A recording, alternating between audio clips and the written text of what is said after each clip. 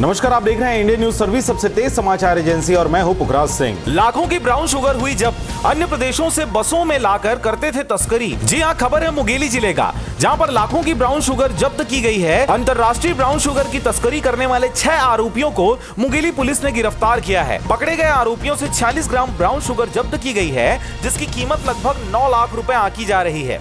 घटना में उपयोग की गई कार जब्त की गई है। जिला गठन के बाद नशीले पदार्थ ब्राउन शुगर के विरुद्ध मुंगेली में पहली बार इतनी बड़ी कार्रवाई की गई है। छत्तीसगढ़ शासन द्वारा नशे के अवैध कार्य करने वालों के विरुद्ध प्रभावी कार्रवाई करने निर्देशित किया गया है, जिसके बाद जरहा गांव पुलिस को मुखबिर के जरिए जानकारी मिली थी कि सफेद कार में अंबिकापुर से बिलासपुर होते हुए मुंगेली आ रही कार में ब्राउन शुगर है, जिसकी तस्करी की जा रही है। जानकारी मिलने पर पुलिस ने घेराबंदी की और अलग अलग जगहों पर टीम लगाई। जांच के दौरान सफेद आर्टिगा कार में बैग में रखे पाउडर को चेक किया गया तो ब्राउन शुगर निकला, जिसे जब्त कर मौके पर मौजूद 6 लोगों को भी गिरफ्तार किया गया और एनडीपीएस एक्ट के तहत कार्रवाई की जा रही है।